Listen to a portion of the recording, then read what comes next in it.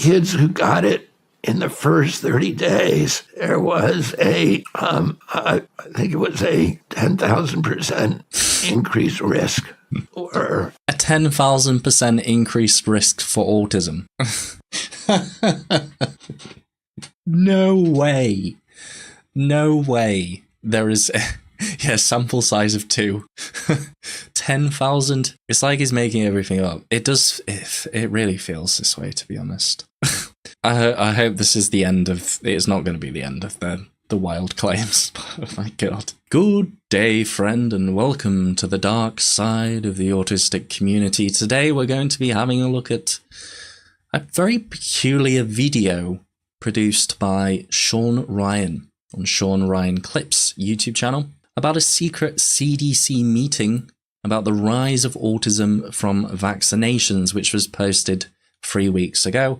And I've never heard of Shawn Ryan before, so I'm not really sure what we're getting into, but it's very, very popular. The Clips channel has about 2 million subscribers, and there's about 467,000 views here. So if they're talking about autism vaccinations, we got to do it. Hopefully there isn't too much like misinformation here. I can hope. This person has an interesting voice. I published the transcriptions of a secret meeting that CDC had conducted in 2001 called Simpsonwood, when they realized that the vaccination program was linked to the epidemic of autism. Congress said to EPA, tell us when this epidemic started, and EPA came back and said it's a red line, 1989. What? Is there anything in particular? I think the word that they're looking for is a potential correlation, which does not always mean causation. I think one thing that people do not sort of realize about statistics like that is that you can draw correlations from seemingly disconnected things, and it doesn't necessarily mean that those two are connected. It just so happens that there is some kind of data which goes up or down at the same time. What they need to be looking for is causation, and I think one of the issues with the whole vaccine thing is obviously a very poorly researched, very misguided scientific paper from Andrew Wakefield. I always question the last name, who was since disbanded from the scientific community for spreading misinformation and doing very, very shaky work. I think there's a lot to do with like heavy metals and things that they talked about, which is not good. And it's quite a dangerous thing, because I went to university, I studied biomedical sciences. I studied like the composition of vaccines and how it works and the immune system.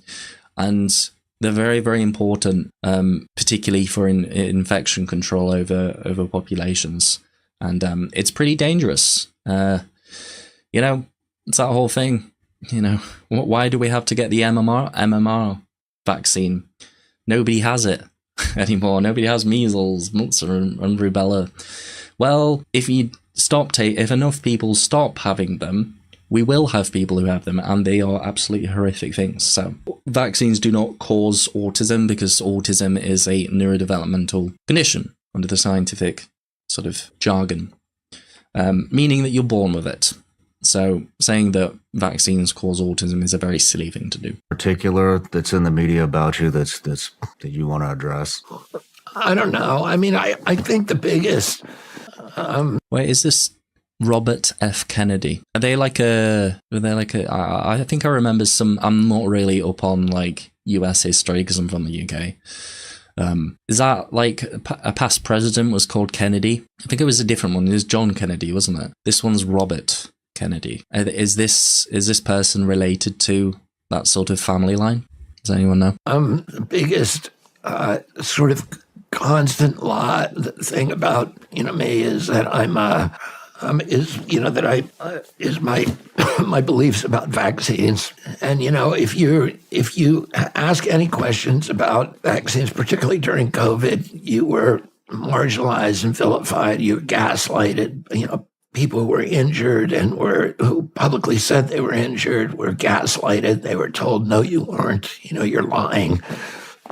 Doctors, scientists who tried to explore alternatives to the prevailing to the received orthodoxy. Their careers were destroyed. They lost their insurance policies, their hospital affiliations, their university affiliations, and they were vilified. And so I've been going vilified. I think it's just generally a result of, I know that America's a lot different to the UK, but I think it's generally a result of just like putting people in harm's way. Like, the thing is with a lot of medicines and vaccinations is that usually there is a lot of time to like actually like produce something. But when sort of COVID came around and it had some real devastating effects on people's lives, so you are generally putting people at risk. So obviously people are going to be a bit upset with you, especially if they have someone who has got, had some real bad experience with it, possibly like even ending their life, like other people in sort of their sort of close-knit community. It can be quite like a source of shame for people. I think as well, it's that whole debate thing. I think a lot of Americans are very, not say that there isn't anything wrong with wanting freedom and stuff, but I think that a lot of people got very upset that the governments were, a lot of the governments were enforcing lockdown and isolation and stuff, and basically like making it mandatory for you to have vaccines to go anywhere. So if you wanted to go to a music event, I don't know for you, but when I did, I had to basically have a card with stamps on telling them that I have had this amount of the COVID vaccines and such. But I think the thing is, like, I understand that it's sort of inhibiting your freedoms in a sense, but like if you're going to an event that is like with lots of people, like a concert or something, I think, definitely the organizers are going to be conscious of a very viral infectious disease in large gatherings of people, for example. And so it's kind of it's their right to say, well, we're only letting in people who are vaccinated, so I think that's fine. And if you don't want to get them, then you don't go. I know some people who haven't got the COVID vaccinations, that's and they just couldn't enter and do things, and they just kind of dealt with it. I don't know. I see a lot of stuff about masks as well. Like, you can't make me wear a mask. Speaking of like COVID vaccinations and stuff, you can't make me wear a mask. I'm like, look, I've got sensory issues. I hate wearing masks, but it's just a mask, man. Like, just I don't know. I think as any time that there is some enforcement of doing something, people are just going to be like, they're getting on our freedom, and they are to a certain extent. But we don't live in freedom. We live in a country which has rules which basically stop us from having complete freedom. And depending on who you are, what your personality type is, but potentially what your political views are, you're going to have a varying degree of tolerance for freedom. In a sense, that's just my thoughts on it. I'd like to hear what your thoughts are in the description. But let's get on with this. I think someone said that they were like running for president or something. I haven't seen anything of them, but I'm hoping that people can hear them on the microphone, because I'm having a bit of a tough time understanding what they're saying. Going through this since 2005, when I published in Rolling Stone an article about a meeting. I published the transcriptions of a secret meeting that CDC had conducted in 2001 called Simpsonwood, when they realized that the vaccination program was linked to the epidemic of autism. Correlated. And they had done an internal study of the largest medical database called the Vaccine Safety Data Link. It's not an epidemic. That's not the word to use. That is not the word to use. It's a correlation, and it's not related to the amount of, well, as far as we know and as far as experts know, it's not related to the amount of autism increasing in the population. It's actually just increased levels of education, primarily because of greater interest in it from sciences, and also a lot of far more autistic people and autism advocates speaking about it. And CDC brought in a Belgian biostatistician and epidemiologist called Thomas Verstraeten, and he had to look at the thing that they looked at. This database is the top. It's all the patients of the top HMOs and the 10 top HMOs. So it has millions of patients in it, and it has all of their vaccine records, but it also has all their subsequent medical claims. So you can do a cluster analysis, and you can see, if he got the DTP vaccine here, is he more likely to be buying insulin syringes for diabetes 5 years later? So it's a really good tool of figuring out causal links between certain exposures and, later medical claims. And they looked at kids who they were suspected at that time, that the CDC suspected internally at the vaccine program. They had gone from the 3 vaccines that I took as a kid to 72 vaccines. And all of a sudden you had epidemics of all these chronic diseases. So food allergies suddenly appeared around 1989, peanut allergies, stuff that, I don't. Well, are they talking about genuine causation, like this to that, definitely, or are they talking about correlations here? Because I don't think I've seen anything like that. I think if there was something like that, people would know about it, or unless this is just some weird conspiracy thing, I've got no idea. Well, I mean, like there's as I said, you can make a lot of correlations, but if they do have undeniable, repeatable evidence, I would like to see it. I feel like the scientific community would sort of actually tell the world about it if there actually was, but there isn't. I never heard of anybody who had this stuff as a kid. All these neurological disorders, ADD, ADHD, speech delay, language delay, tics, Tourette syndrome, narcolepsy, ASD, autism. Autism went from 1 in 10,000 for 2,500, 1 in 2,500 to 1 in 10,000, depending on the studies in my generation. 1 in 10,000? Oh, are they talking about back in the day? I'm not young, but I'm not old. I'm 27. It's never been I think it's always, as far as I knew it, sort of sits somewhere between 1 and 5%, depending on what kind of study you look at. 1 in 10,000, that would be I'm terrible at stats. What is 1 in 10,000 in percentages? It's pretty low. It's 0.01 maybe. I'm terrible. Please do correct me and scold me in the comments.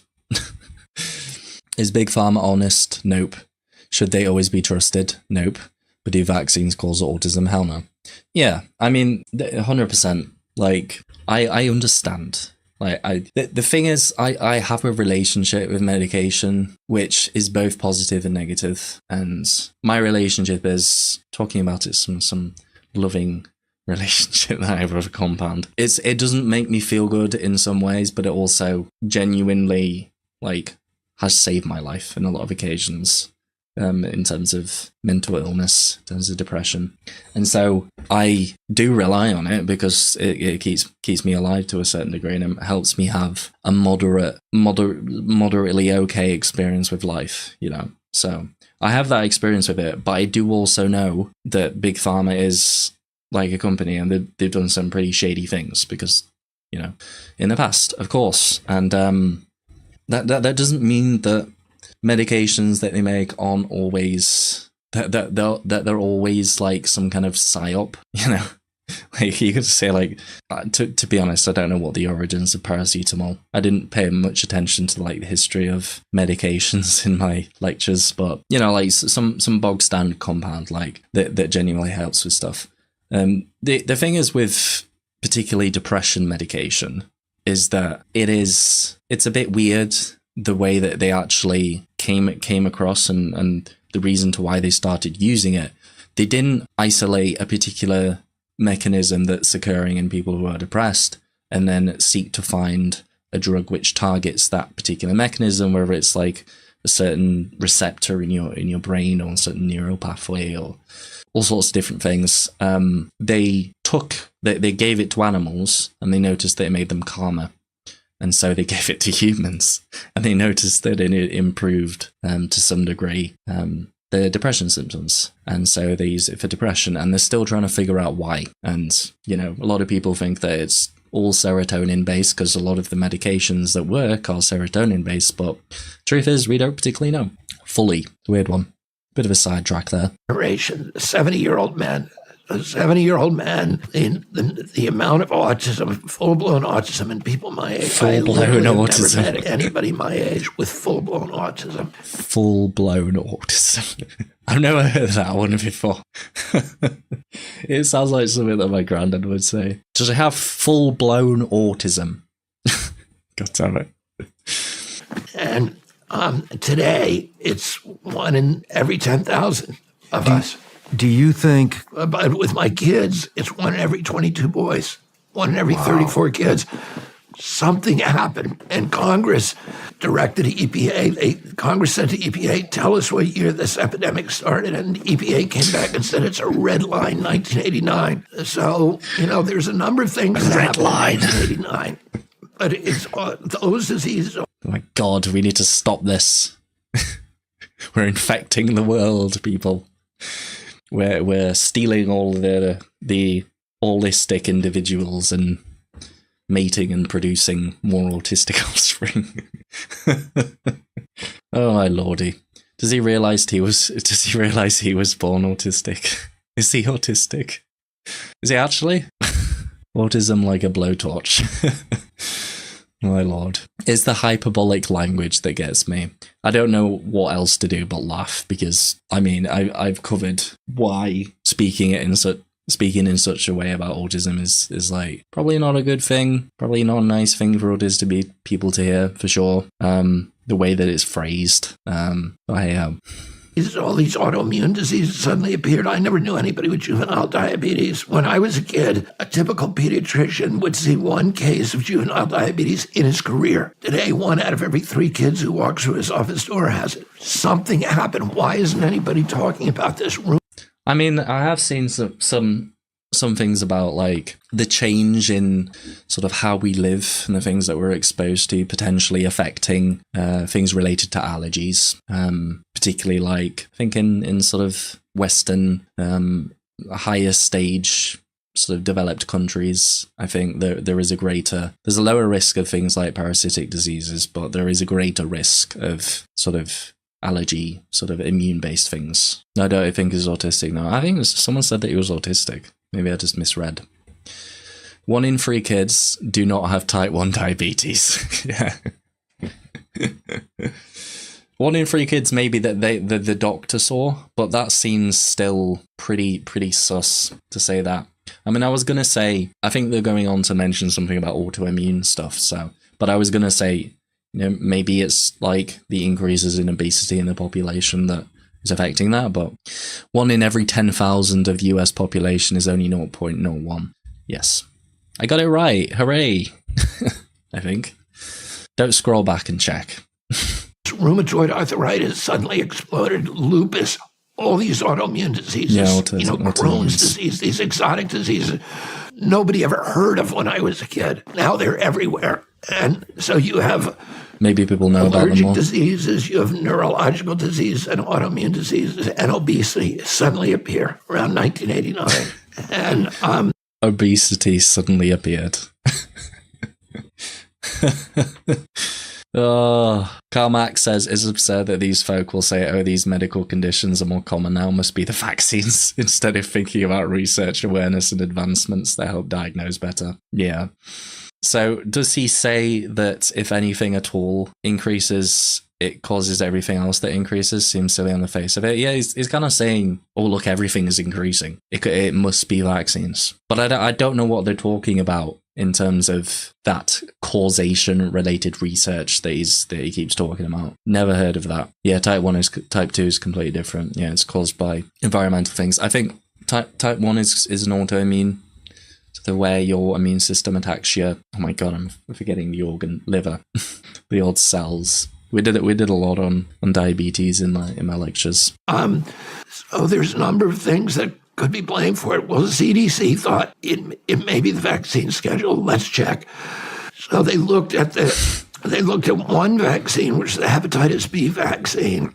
I've had that one. They looked at kids who had gotten it in the first 30 days, and then they looked at kids who had not gotten it in 30 days. In other words, kids who got it later or didn't get it at all. And they compared these two groups. And among the kids...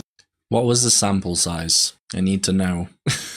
Where was this done? Was this a sort of a review with like a particular doctor's office, or was this like widespread, sort of large study kind of thing? You try staying hydrated with some water, Thomas? Yes, I am indeed. Got a good 1.5 litres here. Yeah, it seems very far-fetched, what they're talking about. I'm kind of surprised that this is being peddled out as like news. It's got literally hashtag news on it, whereas the vaccine debate has been pretty much case closed, shut, like particularly when it comes to autism, for a long time. Yeah, it was done in England by Andrew Wakefield, yeah. The sample group was very small. 20 people? Is that the amount? Is that the sample size? You cannot do much with 20 people. Wait, what? And then wouldn't it be funny, like, they're talking about, like, a causation with diabetes, and, like, the doctor is specialised in treating kids with juvenile diabetes, and that's why. Wouldn't that be so funny? I don't know if it's 20. I haven't seen it, so I can't really comment on it, but it seems very far-fetched, to be honest. Kids who got it in the first 30 days, there was I think it was a 10,000% increased risk. Or a 10,000% increased risk for autism. No way. No way. There is... Yeah, sample size of 2. 10,000. It's like he's making everything up. It does. It really feels this way, to be honest. I hope this is the end of... It's not going to be the end of the wild claims. Oh my god. What is this massive risk of autism he speaks of? What is he specifically talking? I'm fine. I'm all good. Yeah, when I said I took the Hep B vaccine, I actually took it at the age of, I think, 22, not when I was younger. Are you sure that there isn't just a very sort of clear genetic link? Are you sure? Is there perhaps some environmental factors in the womb that may make the likelihood of an autistic brain occurring a lot more, like, known? Shouldn't that be a good thing to start with, rather than blaming vaccines? For a later subsequent autism diagnosis if you got in the first 30 days. Wow. So they immediately knew what was causing it. Oh, wow. I know it was 11.35, so it's 1,135% increased risk. and so they knew immediately. It's called a relative risk of 11.35. If you have a relative risk of 2, causation is presumed. This was 11.35. 11.35. So it's saying 11.3% increase. It's not saying. I think it's just the whole thing of just like throwing things out that just make no sense. It's boggling my brain. My daughter Ashley says my daughter had a major autistic regression following an MMR vaccine, and the doctor told me I was crazy for pointing out she went from walking to needing physical therapy to stand up. What age were they when they got the MMR vaccine? Because I think one of the things that you're saying that okay, I see. You said that vaccines don't cause autism. Well, I didn't say that. I said they hurt my autistic daughter. Yeah.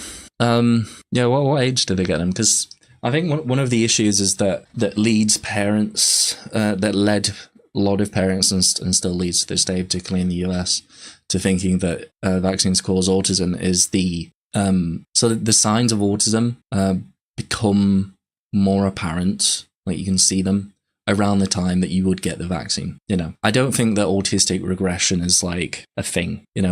It's there may be a regression in, like, a perceived regression in skills, but it's not always just like they come out of the womb and they're different. It's like over time, at like certain age brackets, depending on what, like, if they're ASD 1, 2, or 3, if they have any sort of learning differences, intellectual disabilities, then it becomes more apparent sort of during those times. I don't think they're saying that it was the MMR vaccine saying that it caused autism. That's what I misread. But you're saying that it had sort of an issue. Yeah, autistic regression tends to occur around 15 months when the MMR is given. It's thought this is due to neuronal pruning not happening as usual around that time. I mean, it could also just be like related to the expected behaviors, just not showing up as well. I don't like the regression. Yeah, developmental delay. That's a lot better. Autistic regression does not sit well with me. As I said, I don't get offended by stuff. I don't like the phraseology particularly. My point is that all medical treatments affect individuals differently, especially autistics.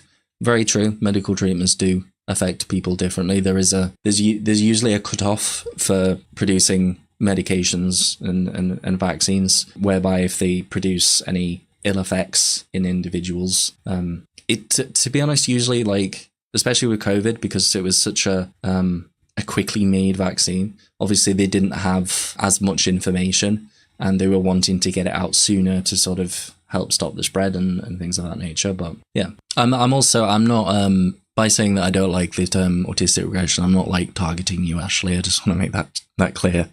I have heard it before though. It's not favourable to me, but I understand what you're talking about. 0.35. The link between cigarettes, smoking a pack of cigarettes a day for 20 years, and getting lung cancer is a relative risk of 10. This was 11.35. So they knew what it was, and then they had an emergency meeting that they called. They didn't want to do it on CDC campus because they... Calling emergency meeting, guys.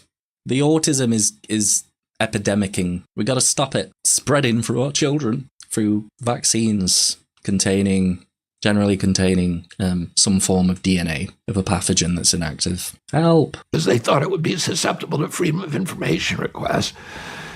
So they did it in this remote retreat center called Simpsonwood, which is a Methodist retreat center on the wooded banks of the Chattahoochee River in a remote part of Georgia. And they had all of the big pangerums from the vaccine industry, from the pharmaceutical industry, from the universities, who are the ones who test the vaccines, from NIH, CDC, FDA, the World Health Organization, the European Medicals Agency, and they all got together for 2 days. I mean, he seems to be talking rubbish, to be honest, from what I know. But he does have one good thing going for him. He's got some nice forearm muscles. You can't deny that. Let's continue. To talk about this study. The first day, and somebody made a transcript of it, and that transcript was given to me, and I published excerpts from it. But the first day, they're all talking about, oh my God, the lawyers are going to come after us. Nobody can deny this. This is bulletproof. There's no way to argue with this. This is real science. We can't, what are we going to do? The second day, they spent talking about how to hide it from the American public. And I published these things. Oh, then, I took a lot of heat at that point. I don't imagine why. I was like, I'm not against vaccines. I vaccinated all my kids. I was fully vaccinated. Good on you. I just think they ought to be tested, and we ought to know what the risks are and what the... No, well, I don't want to get this wrong. I'm not saying that... I think, you guys have been talking about it in the chat as well. I'm not saying that medications and vaccines should not be tested and have side effects. I have long-term studies which show sort of different correlations and potential causations in future studies, but it's the autism thing, man. It just doesn't line up. And the whole thing with Andrew Wakefield, it was a while ago, and it just doesn't really stand. It doesn't have a leg to stand on, really. And I don't think I'm not really partial to conspiracy related things, because I mean, it's hard to say, isn't it? Because we are, to some degree, under a certain level of control by whatever government is around us, or whatever government is overseeing a certain streaming platform. But to some degree, you've got to have some degree of evidence, and it's got to make sense. The autism is a neurodevelopmental disability. It's something that develops in the womb. And then when you're born, you're an autistic person. And unless you're getting vaccinations whilst in the womb, I don't think it really has a leg to stand on. This guy sounds like he's swallowed cigarettes. Yeah, it's a very croaky, unique voice. I do like it to a certain degree, but it's a little bit hard to tell what they're talking about sometimes. Kind of missing some words here and there. You need some water. What the outcomes are, and there are people who are injured by vaccines. There's no question of that. There's a vaccine court that pays them off. It's paid off billions of dollars to people who have died or severely injured. And what I think we should do is not tell those people they don't exist, but we ought to acknowledge it, and we ought to be doing the studies to reduce the number of people. Well, no, for sure. Like, that would be wildly illegal if they did that. They should not, sign a non-disclosure agreement just to be paid off. They should be paid, compensated heavily if, a drug that you take really does have, that much of a negative impact on your life, and it's very, very clear. But, yeah, I mean, it makes sense, for sure. But, man, it's a vaccination. It does have some stuff in it, for sure. I mean, there's a lot of stuff that is part of modern society which is not good for us that we don't know about. One of which being the cosmetics industry. There's a lot of, potential sort of ill effects of cosmetics. Can have some bad effects. Even things like cleansers and moisturizers and things of that nature. But, it's not a conspiracy because there is actually, data behind it. People know about it, Ashley says, I'm surrounded by NT friends who are convinced autism is caused by vaccines and a myriad of other things. And it's so frustrating. You can't even begin a dialogue about how they can impact autistics. I feel that. It's not his voice that's grating. Yeah, it's what's being formed from the many noises that are coming from his vocal cords. Oh, I don't want to take away people's if somebody wants to get vaccinated, they should be able to get it. But they also ought to know everything there is, what the risks are and what the benefits are. But if you say that, something that's completely reasonable, you're called an anti-vaxxer, and you're, marginalized and silenced and vilified and made to look like, you've committed this kind of a heresy. Well, it's generally not the best thing to do. It's just a fact. I understand if someone doesn't want to take it for individual reasons, but if you're going to do so, there is going to be probably a large amount of shame that comes from it and a lot of criticism, because there is such thing as herd immunity, and we do have to have depending on the disease that we are immunizing for, there is a variable amount of percentage of the population that needs to be immunized to prevent it from spreading. And for things such as MMR, it's pretty goddamn high, He knows what he's doing, and it's pure disinformation.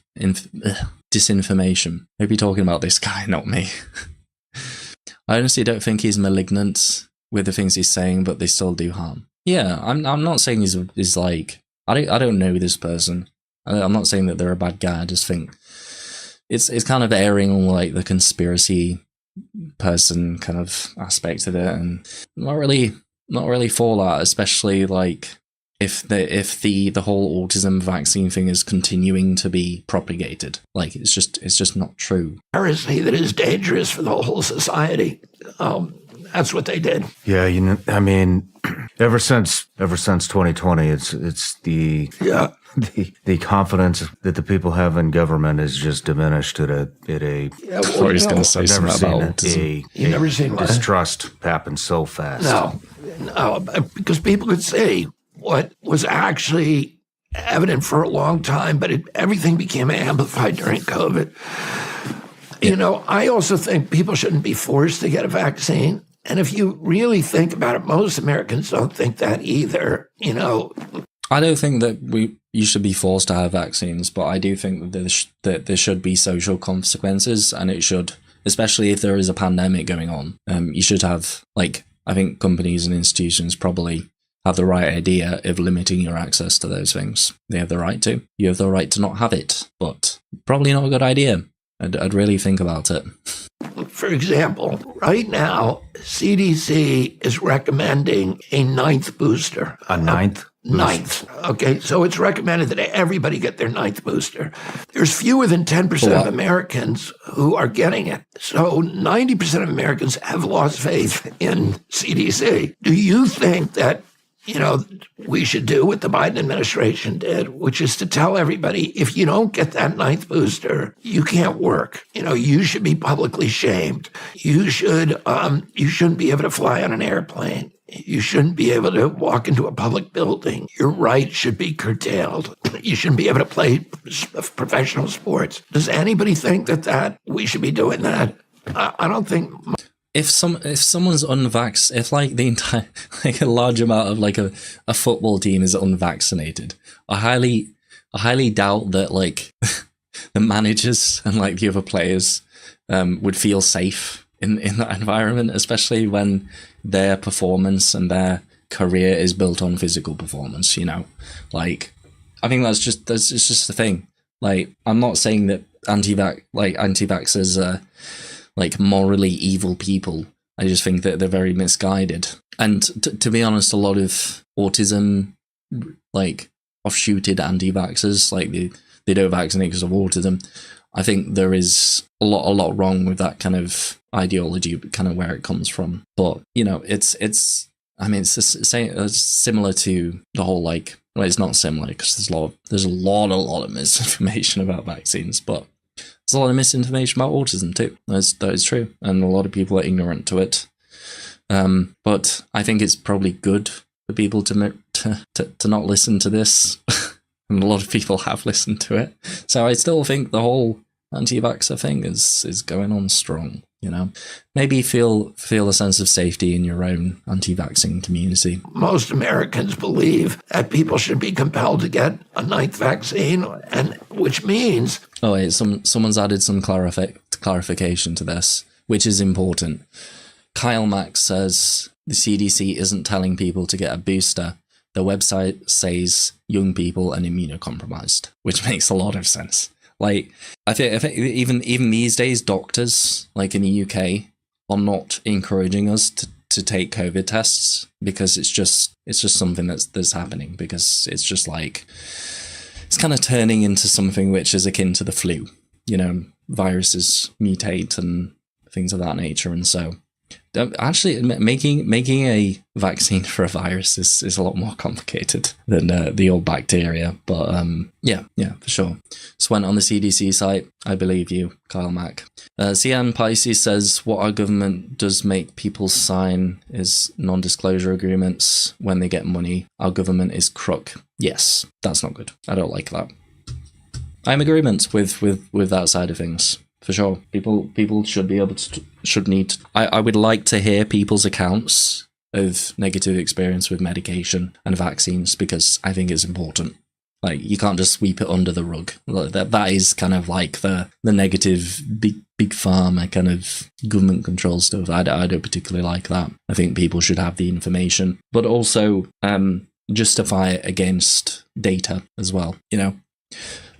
All medications or vaccines, anything in general that like is related to medicine, tends to have a very long list of potential risks, because in a very even with the safest of medications, even within people who are allowed to take it, if they're taking other medications, there is still a potential of something going wrong. Like, it's a drug, like it's going to happen, but it's not very common at all. That's why it's passed, because they have to do these things to make sure that they're not like poisoning us. I mean, the COVID thing is a bit of a different one, because it was produced very quickly, and so you can't really have long-term studies on it. But I put my trust in the medical system for sure. I know how it works. I know where this stuff is, like how this stuff is created and what the scientific methodology is. It's solid. It is solid in a lot of cases, not always, but it does a lot of good for people. Like, it's how long have we got left? 20 minutes, 20 seconds. Don't say 20 minutes. Could not listen to another 20 minutes. They don't trust CDC anymore. No matter where you're watching Shawn Ryan Show from, if you get anything out of this, please like, comment, subscribe, and most importantly, share this everywhere you possibly can. Please don't. Okay, it's one of the rare occasions that I would say, please do not share this video with people. Perhaps share my reaction instead, so you can get both sides of the vaccine argument, even though it shouldn't really be an argument. 20 minutes, lol, yeah. The COVID vaccine was produced quickly, but there were no corners cut. No, of course. But we can't really have long-term studies on something that we've only known about for a short amount of time. Like, it just makes sense, doesn't it? But, you know, obviously we have history of producing vaccines, and so we can better, like, understand the potential risks and the effectiveness of the compounds that we put alongside a piece of DNA of the virus, or like inactive viruses which are used in vaccines.